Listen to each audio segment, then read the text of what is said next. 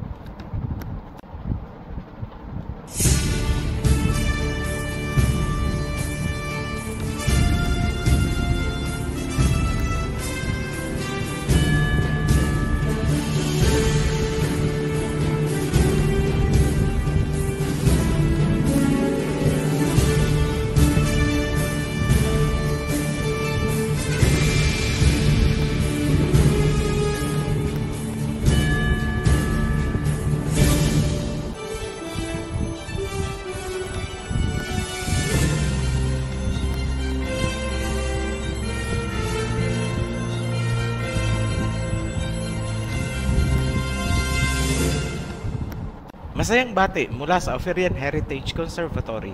Kami ay nagpapasalamat sa mga patuloy na sumusuporta sa ating channel. Para sa mga new subscribers and viewers, welcome to the Heritage. Huwag niyo pong kalimutan na panoorin ang Viewer's Guide para alam niyo ang tamang sunod-sunod ng mga panunuoring series. Madalas nating marinig ang salitang Gentile sa mga pastor. Ang akala ng karamihan, basta mangmang at hindi alam ang ebanghelyo, yan ay Gentile. Hindi po ganyan ang biblical definition. Ang mga Gentiles ay group of nations na magiging major player sa geopolitics at economy, lalo na sa mga huling araw. Gusto naming linawin sa lahat kung nararapat bang ipagpalagay ng mga pastor ang kanilang mga members na Pilipino bilang Gentile. Ganito kasi ang sitwasyon. Ikumpara nyo ang inyong sarili sa isang pasyente. Ang doktor mo ay ang pastor. Si Pablo ay isang scientist na nakaimbento ng gamot para sa mga Gentiles. Nararapat bang iturok sa mga Pilipino ang naimbentong gamot ni Pablo na para sa Gentiles? Romans chapter 11 verse 13. For I speak to you Gentiles, and as much as I am the apostle of the Gentiles, I magnify my office. Tagalog, ako ay nagsasalita sa inyong mga hentil dahil ako ang apostol ng mga hentil.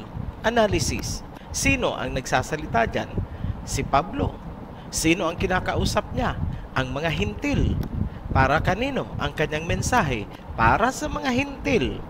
Para kanino ang gamot na inimbento ni Pablo? Para sa mga hentil. Para kanino pala ang doktrina ni Pablo? Para sa mga hentil. Therefore, kung hindi hentil ang mga Pilipino, napakatanga naman ng mga doktor na ituturok yan sa yung doktrina ni Pablo. Ganyan kasimple. So, bottom line, sino ang mga hentil para makita natin kung kasali nga tayo doon? Gamitin natin ang mga sumusunod. Number 1, teritoryo at lahi ng mga Gentiles. Number 2, circumcision status. Tuli ba sila o mga supotante? Number 3, Gentiles ang pumatay sa Mesaya. Talakayin natin ang number 1. Basahin natin ang Genesis chapter 10 verse 1 hanggang 5. Now, these are the generations of the sons of Noah, Shem, Ham, and Japheth, and unto them were sons born after the flood. The sons of Japheth, Gomer, and Magog, and Madai, and Javan, and Tubal, and Meshech, and Tiras. And the sons of Gomer, Ashkenaz, and Ripat, and Togarma. And the sons of Javan, Elisha, Tarshish, Kittim, and Dodanim. By this were the isles of the Gentiles divided in their lands, everyone after his tongue, after their families, in their nations. Nakita nyo? Sino-sino ang Gentiles? Yung lahi ni Japheth, mga Japhethites. Lahat ng mga bansa na galing kay Japheth ay Gentiles. Pansinin nyo na si Magog ay kasama ng mga Gentiles. Naging powerful nation yan, si Magog. Mauunawaan nyo yan sa pagtatalakay natin ng world territories at mga prophecies. Malapit na po yan. Konting information na lang ang hinihintay natin na ma-reveal. Saang bahagi ng mundo matatagpuan ang mga Gentiles? Ang nag-iisang book kung saan nakadetalye ang geography ng mundo ayon sa pagkakahati ni Noah ay ang Book of Jubilees. Isa ito sa nakikita naming dahilan kaya hindi isinama ang Jubilees sa Biblia. Kasi kapag pagsasamahin mo ang Genesis at ang Jubilees, napakadaling matukoy kung sino ang mga Gentiles noon at ngayon. So, ano ang geographical territory na binigay para sa lahi ni Japheth na mga Gentiles? Jubilees chapter 8 verse 29. This is the land which came forth for Japheth and his sons as the portion of his inheritance, which he should possess for himself and his sons for their generations forever. 5 great islands and a great land in the north, but it is cold, and the land of Ham is hot, and the land of Shem is neither hot nor cold, but it is of blended cold and heat. So, ang lupain ng mga Gentiles ni Japheth ay, number 1, malamig na lugar. Common sense, lugar na may winter. Ito ang mga lugar na nagni-negative or below zero ang temperature kapag winter. Number 2, nasa bandang north or hilaga.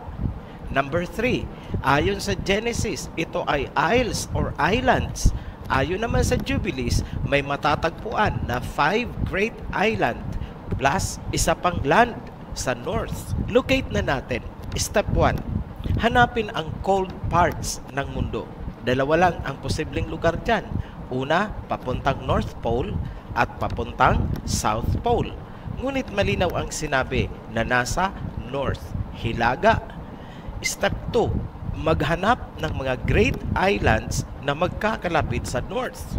Hindi kayo magkakamali dahil walang ibang great islands na magkakalapit sa bandang North. Baffin Island, Canada. Victoria Island, Canada. Great Britain. Ellesmere Island, Canada. Newfoundland, Canada. Plus Greenland, the world's biggest island. Location, nasa North. 100% tumpak ang Jubilees. Clearly, ang tinutukoy ay ang North Atlantic region, Europe. Sila ang malamig na lugar na nasa North. Yan ang cold territory ni Japheth. Very conclusive. Sila ang mga Gentiles. Mga Europeans, isasama natin dyan ang mga Canadians, English Americans at Australians. Bakit? Kasi iisa lang ang pinanggalingan nila, Europe din.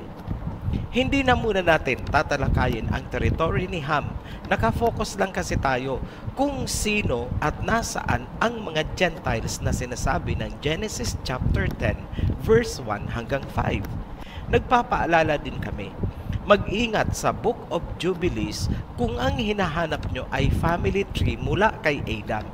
Binabangga nito ang family tree na nasa Genesis. We suspect a translation issue. So far, geography content lang muna ng Book of Jubilees ang na-verify nating accurate based on physical landmarks na ating natagpuan. Dahil malinaw na kung sino at nasaan ang mga Gentiles, lumalabas na hindi kasali ang mga Pilipino or Ophirians sa mga Gentiles. 2 reasons. Number 1, tayo ay mga Shemites. Lahi tayo ni Shem, hindi tayo lahi ni Japheth. Number 2, hindi tayo pasok sa mga lugar na malamig bandang north. Pasensya na rin sa mga flat earthers. Hindi kayo makaka-relate dito kasi ayon sa Jubilees, ang territory ni Shem ay nasa middle of the earth at hindi mainit, hindi malamig, kundi blended, templado. Paano yan? Sa inyo, ang middle of the earth ay North Pole, puro yelo. Malaki din ang problema nyo kung paano hahanapin ang isles at the end of the earth na sinasabi sa Isaiah chapter 24 verse 15 hanggang 16 at Isaiah chapter 42 verse 10 hanggang 12. Sa flat earth ninyo, ang ends of the earth ay Antarctica. Ganyan kayo iniligaw ng mga Japhetites gamit ang kanilang flat earth doctrine. Sorry po, Gentile doctrine ang sinusunod nyo. Tapos na natin ang unang palatandaan kung sino ang Gentiles ayon sa teritoryo na binigay ni Noah. Talakayin natin ang number 2, circumcision status. Yung pagiging supotante or hindi tuli. Ang circumcision ay bahagi ng covenant ng Ama kay Abraham. Genesis chapter 17 verse 10 hanggang 11. Noong lumabas ang mga Israelites, panahon naman ito ni Joshua, tinuli ang lahat ng lalaki. Joshua chapter 5 verse 3 hanggang 5. Ang Misaya ay tinuli din. Luke chapter 2 verse 21. Ngayon, kumusta naman ang mga Gentiles? Sila ay mga suputante, hindi tuli. Halimbawa, ang mga Romans, mga supot. Gusto nyo ng prueba na sila nga ay mga suputante? Tingnan nyo na lang ang reboltong ginawa nila para kay David. Supot. Klaruhin natin, hindi si King David ang supot, kundi yung Romanong model na ginamit ni Michelangelo. Kung buhay lang si King David noong ginawa yan ni Michelangelo, malamang napugutan siya kagaya ni Goliath na supot din. Bakit? Pansinin nyo, noong narinig ni David ang paghahamon ni Goliath, ang sabi ni David, sino ba itong hindi tuli na humahamon sa armies ng Elohim? 1 Samuel chapter 17 verse 26. Kung sa salitang Pinoy pa, parang ganito. Sino ba itong supot na mayabang? Parang ganun. To cut the story short, tagpas ang ulo ni Goliath. Kaya kung buhay lang si King David noong ginawan siya ng reboltong supot, nako, Michelangelo, magtago ka na. Kaugaliang pagtutuli ay naging kaugalian ng mga Hebrews hanggang sa ating mga Ophirians. Pansinin ang kaugalian nating mga Pilipino. Hindi ba't inuulan ng kantsaw kapag hindi tuli? Tampulan ng tukso hanggang sa apo, kinukutya kung hindi tuli ang lolo. Lahi daw ng mga mutain. Noong kabataan namin, ganito ang pang-asar niyan eh. Patatak, patatak, patatak, suput. Yan, tatawa kayo. Ito, seryosong talakayan. Bakit nagkaroon ng kontrobersya ang pagtutuli pagdating kay Paul? Ang kaugalian ba ang may problema o si Paul? Imagine, hundreds of years ang lumipas, smooth na sinusunod yung kaugalian, covenant. Pero pagdating kay Saul, kay Paul, nagkagulo. Bakit? Galatians chapter 5 verse 2 hanggang 3. Listen, I, Paul, am telling you that if you allow yourselves to be circumcised, the Messiah will be of no benefit to you. Again, I insist that everyone who allows himself to be circumcised is obligated to obey the entire law.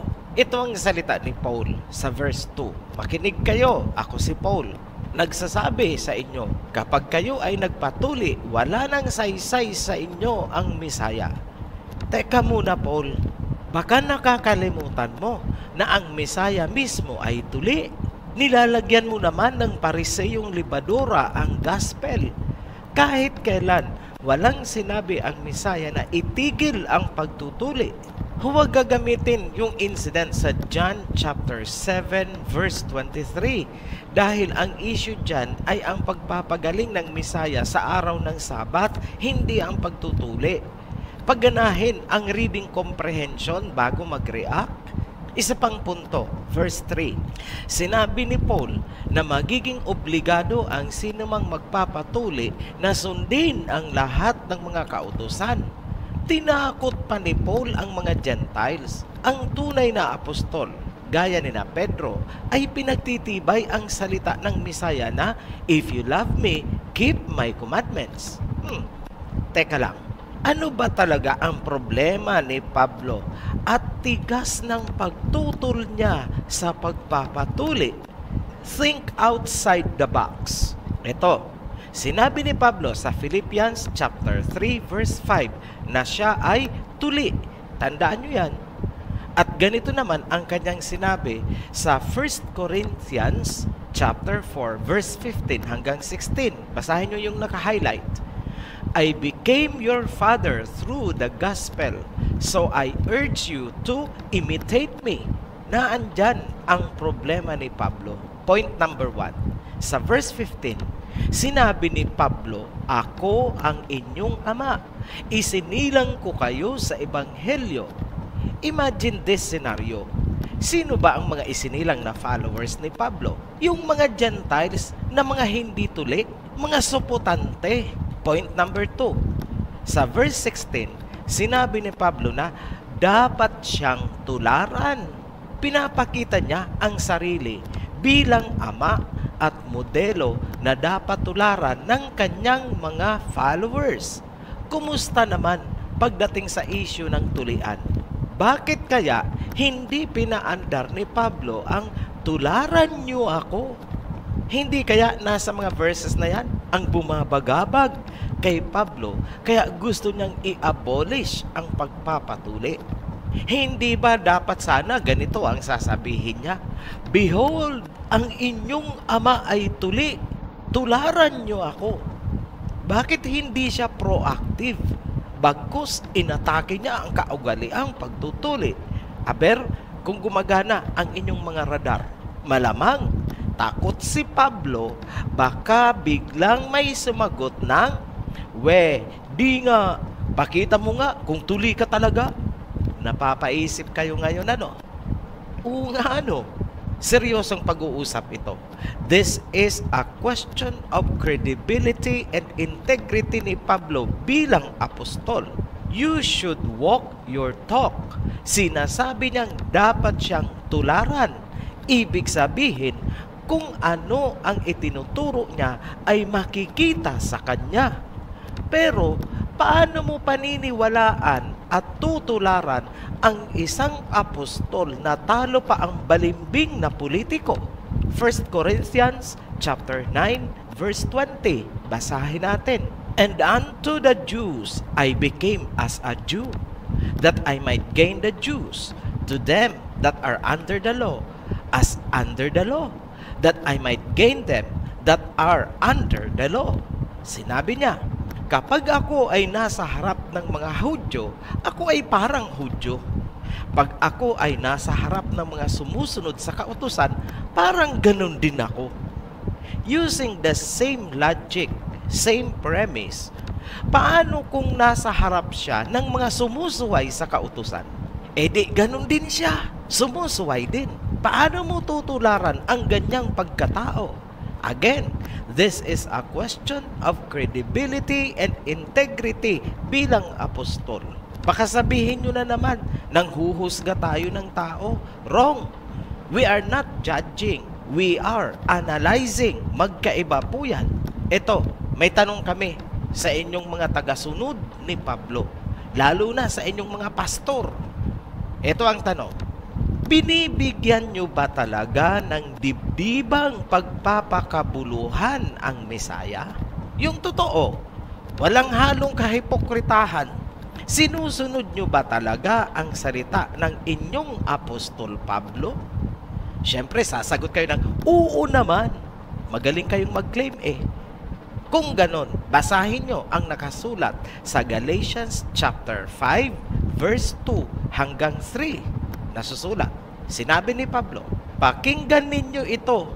Ako mismong si Pablo ang nagsasabi sa inyo, kung kayo'y patutuli, mawawalan ng kabuluhan sa inyo si Kristo. Malinaw ang mensahe ng inyong Apostol Pablo. Kapag kayo daw ay nagpatuli, pinawalan nyo ng kabuluhan si Kristo. Apostol nyo ang nagsalita niyan. Ulitin namin ang tanong kanina. Binibigyan nyo ba talaga ng kabuluhan ang Mesaya ayon sa salita ni Pablo? Malinaw ang salita ng inyong apostol. Kung kayo ay magpapatuli, ibig sabihin, walang kabuluhan sa inyo ang Mesaya. At kayo'y mga suwail na anak dahil sinuway nyo ang inyong apostol na nagsilang sa inyo. Ngayon, Kapag sinabi nyo namang hindi kayo nagpapatuli dahil pinahahalagahan nyo ang Mesaya, edi ibig sabihin kayo ay kongregasyon o pulutong ng mga suputante. Bakit hindi nyo gawing flagship doctrine ang Galatians chapter 5 verse 2 hanggang 3 bilang patutuo na dibdiban nga ang pagpapahalaga nyo sa Mesaya? Huwag puro claim lang ng Holy Spirit at cherry picking ng mga verses. Love, faith, grace, sabay tumba-tumba. Isabuhay nyo ang Galatians chapter 5 verse 2 hanggang 3 bilang patutuo na kayo nga ang mga tunay na kinasihan ng Espiritu. Sige nga, patunayan nyo mga pastor, be a role model to your members. Magtitinginan kayo ngayon kung sino ang mauuna. Come on, walk your talk. Huwag puro claim kay faith at kay grace. Nakakalimutan nyo yata, faith without action is dead. Proclaim na kayo ay mga suputante dahil pinahahalagahan nyo ang Mesaya at dahil ginagaya nyo lang ang inyong amang si Pablo. Kung ano ang puno, siya rin ang bunga. Kung ano ang bunga, ganun din ang puno. Kung supot ang mga bunga, ibig sabihin ang puno ay supot. Simple lang, di ba? May nag-walk out na, sabay unlike at unsubscribe. Ang sakit nito sa bounce. Ito, banlawan na namin kayo para maalis na ang hapdi at kirot ng damdamin. Nasasaktan kayo dahil sa inyong pagkakamali. Huwag nyo kasing ipinipilit na kayo ay Gentile. Sunod kayo ng sunod kay Pablo. Ang gusto nga ni Pablo ay mga followers na suputante. Si Pablo ay para sa mga Gentiles na lahi ni Japhet. Hindi yan para sa mga Pilipino si Pablo. Ang mga Pilipino ay lahi ni Shem. Iisang lahi tayo at sina Abraham. Mga Hebrew, Shemites, mga tulian. At dahil hindi naman Gentile ang mga Pilipino, ibig sabihin ang mga doktrina ni Pablo ay hindi para sa mga Pilipino. Napakatanga ng doktor nyo. Ang gamot na ginawa ni Pablo ay para sa mga hintil.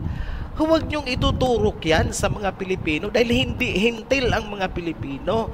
Kaintindi ka ba, pastor? Ipinapahamak nyo ang mga Pilipino. Nilalason nyo. Nakaalpas na nga tayo sa pananakop ng mga Kastila. Ibinabalik nyo. So, nakadalawang puntos na tayo. Ang mga hintil ay nakilala na natin sa pamamagitan ng una, teritoryo. Pangalawa, suputante. Ito ang pangatlo. Matthew chapter 20 verse 19. And shall deliver him to the Gentiles to mock and to scourge and to crucify him, and the third day he shall rise again.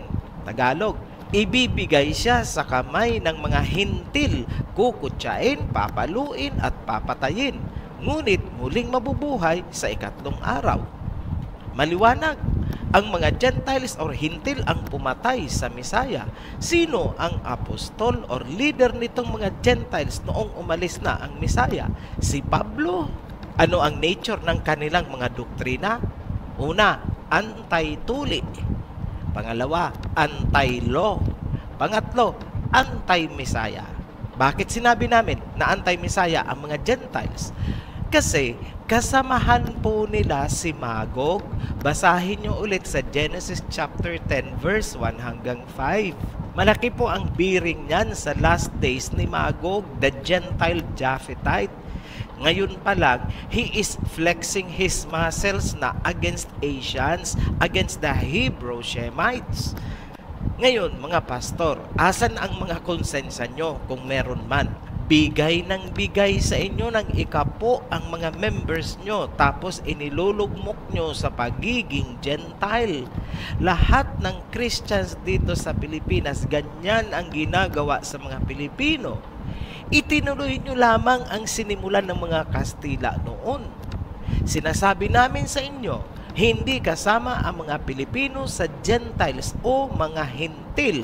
Kaya, tigilan nyo ang doktrina ni Paul. Palayain nyo na ang mga members sa maling doktrina na para sa mga Gentiles. Hindi yan para sa mga Pilipino. Si Paul ay apostol ng mga Hintil. Huwag tayong bumuntot ng bumuntot sa kanya. Romans chapter 11 verse 13, "For I speak to you Gentiles inasmuch as I am the apostle of the Gentiles." Ngayon, kayong mga Paulinians, kung gusto nyo talagang magpakahintil, kayo na lang ang bumuntot kay Paul. Huwag na kayong manghahaltak ng damay. Sana malinaw po sa inyong lahat yan. Muli kaming nagpapasalamat sa mga patuloy na sumusubaybay at sumusuporta sa Ophirian Heritage Conservatory. Be blessed. Shalom. Maraming salamat po sa inyong panonood. Naway may mga katanungan kayong nasagot na nabigyang linaw. Kung gusto nyo pa po manood ay pakiclick na lang ng link at paki-like and share na rin po. Maraming salamat.